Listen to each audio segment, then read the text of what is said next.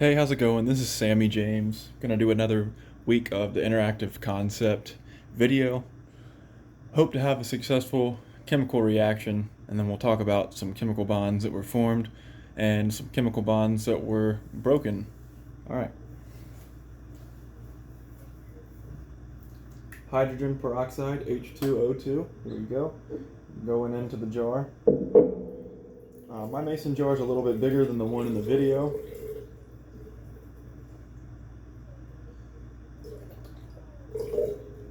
It'll be nice to see how that extra bit of space I'm allowing for extra air might affect the video, or might affect my reaction more or less than the video itself.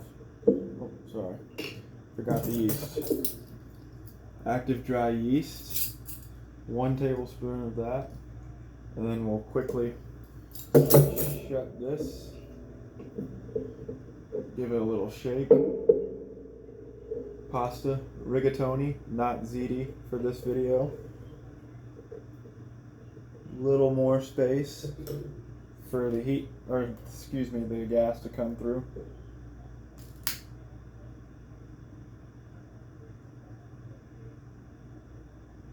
Alright, we're lighting it up.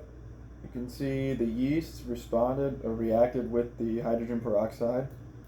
It is bubbling. We've got a flame going. I'm just trying to agitate the yeast a little bit to get a better flame, but here we go. Zoom in. Let's get a closer shot. Okay, here we go. So, let's talk about it. Yeast used for baking. What I was thinking was, okay, yeast makes bread rise. And it's used in beer too, to provide carbonation. And then in bread, like we said, it causes bread to rise. So right now you definitely have CO2 being released from the jar. And that CO2 gas is rising and burning that pasta noodle faster. Right now, the pasta noodle would probably be just smoking, in my opinion. But because we've got gas rising through that little opening in the pasta, we get a more, like a hotter flame and a real flame. So CO2 is definitely being formed here. And that's just from yeast being broken down itself. Then you have hydrogen peroxide, H2O2. So what I'm thinking is, yes, there's CO2 being released from the yeast, but then again, yes, CO2, but think about the O2 that was hanging out in the jar once I closed the lid back on it, because naturally some oxygen got into the jar once I trapped it with the lid. So you've got oxygen, in my opinion, forming with the hydrogen. So maybe forming some hydroxide ions, but because we have heat involved and breaking a bond, probably had some hydroxide gas in the gas form, but definitely some hydroxide ions would be my hypothesis. And then nitrogen gas, or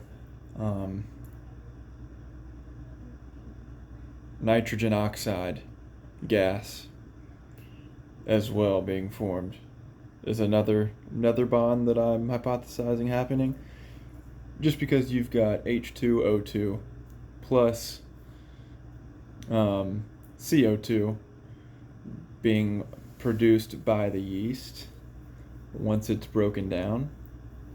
And then inside the yeast, that's another interesting subject. The yeast in it has carbon, some hydrogen, nitrogen, and then small amounts of sulfur and phosphorus. So that's why I was thinking nitrogen, like a nitrous gas being released, and that chemical compound being formed,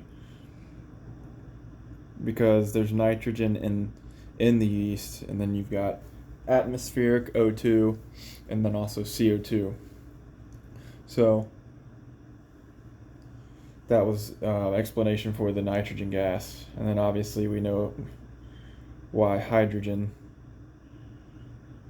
First hydrogen coming from the peroxide, and then second hydrogen also being present in yeast. So I think we had some hydrogen ions and some hydrogen gas being formed, and then CO2 gas being formed as well. That was the easy one. So anyway, I'm sure there's some chemical bonds that were formed that I've missed, but being a novice chemist at this point, I'd have to do further research to really have a good grasp of everything that's being formed here. But like I said, CO2, some hydrogen gas, nitrogen gas, those three, hypothesizing, have been formed in this reaction. So thank you guys. See you next week on another episode of Interactive Concepts of General Chemistry. Thank you. Bye-bye.